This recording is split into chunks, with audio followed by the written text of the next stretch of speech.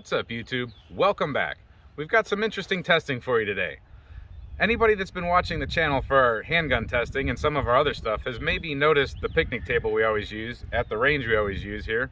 And on that picnic table has been this box of ammunition that just sits here all winter long. It's been here for at least 6 months, I think maybe 7. It's been through all the exposure that it can possibly get. Every time it rains, it snows, it gets dry, windy, freeze, hot, cold, over and over and over again. It's not looking very good. It always sits on this table, and I mentioned that was 7.62 by 39. This is some 223. I don't even remember if it's wolf or Tula anymore. That's how old and nasty it is.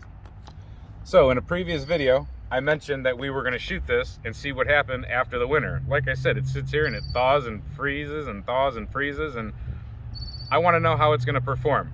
So the two rifles we're going to use today are the M&P 15 and the Wasser 10. I'm not going to use anything high-end for this. We're just going to see if it functions, and I can't imagine it's going to blow anything up, but we're going to see. Now, what could go wrong here? Well, a lot of things could go wrong, but what's basically going to go wrong, we're going to polish these up with a paper towel just a little bit, just to get them to chamber without scratching the heck out of my chamber. But what could go wrong? Well, degradation of powder. Degradation of powder is, the powder is not staying in its cylindrical or its spherical form anymore, or its flake form. Maybe it's turning to dust. That could happen just from exposure to the heat cycle. That could happen from vibration. It's not going to happen vibration on this table, and that's why I'm not putting it in a tumbler. So I would, normally want to clean it up so it would chamber nice and smoothly and get some of that rust off, but I don't want to tumble it because I don't want to degrade that powder if it's ready to be degraded. Water can degrade the powder. That would probably make it inert, but we don't know. If it gets damp and then dries out and gets damp and dries out again, it might just change the burn rate properties. We don't know what that will do to affect the burn rate. Your primer is going to be the thing that I would most likely think is going to be affected first, because that's where the water could probably seep in if the primer isn't sealed.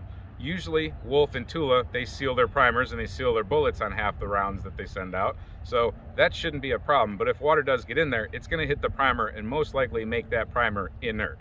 But overall, we're looking at water getting in and making things inert or changing the properties of the burn rate, or we're looking at degradation of powder somehow changing the burn rate. Therefore, anytime you change a burn rate, you're going to change a pressure. It's either going to fizzle out, or it's going to go extra boom, or it's just going to go normal. I believe they'll feed in the firearm, but let's see how they actually shoot. Ready to go. So I'm going to show you dripping wet 223 round.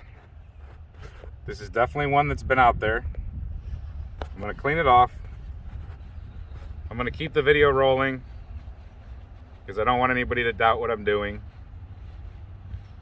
I want to get this rim cleaned out because I want it to extract. That's one thing I don't want. I guess one other thing that could happen here is that the metallurgy could have changed a little bit, and if we have any, I guess, stress points or rust points that are creating a type of a score or a crack in the case, maybe we could have case head separation.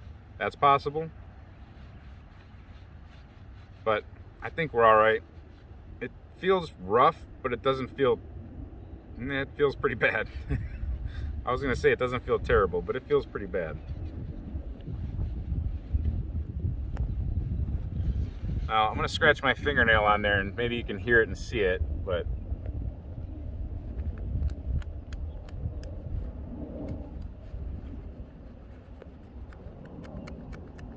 right there especially, it's really rusting up. But I think we have the extractor groove clean enough, the primer pocket somewhat clean, and the shoulder looks good enough to put into the firearm. So I'm going to get some eyes and ears on. So this is simulating taking a piece of ammunition out of the bottom of a lake or something like that.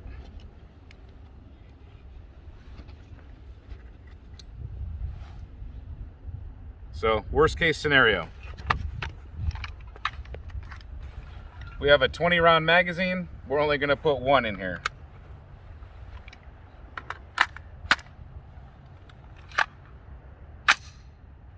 It chambered.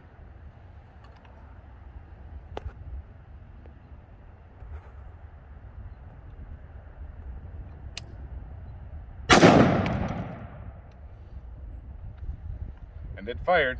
Let me find that case. Where'd that case go? Roger. Okay. Camera guy said the case went right here. So I don't see anything super abnormal. I see a little spot right here where it might have swiped its way out of the chamber, but no terrible drag marks from the extractor. The primer looks good, and it fired. So let's move on to 7.62 by 39. Let's see what happens there. Camera guy, which one should I pull? That one. That one, okay. That one? All right, so before I clean it off, these ones don't look as terrible as the 223.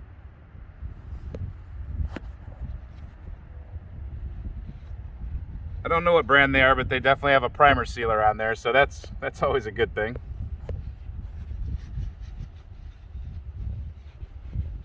These feel a lot better. This is more of a lacquer, I think, on this one.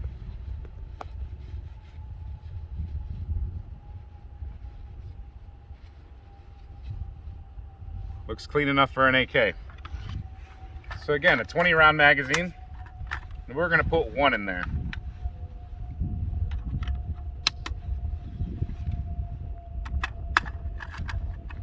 And believe it or not, this AK is very clean, and I'm gonna get it all dirty. So, chambered smooth like butter.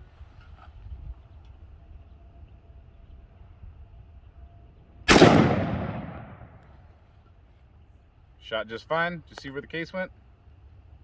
Let me go find that case. All right, I can't find the case, but I'll do it again. So, grab another one. Maybe I can find a worse looking one.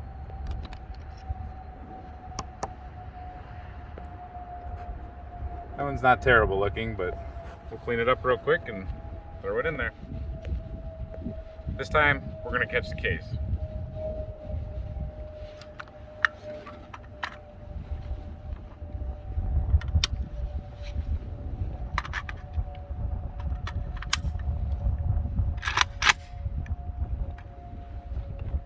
Got your eye on the case, camera guy?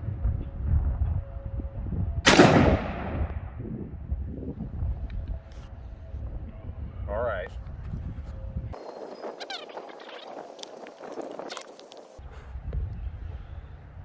All right, so we got the case, went pretty far away, but it looks good to me. It has a minimal drag mark on it.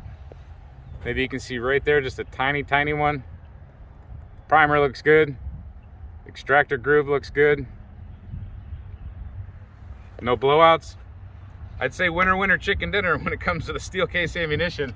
I mean, this is rugged.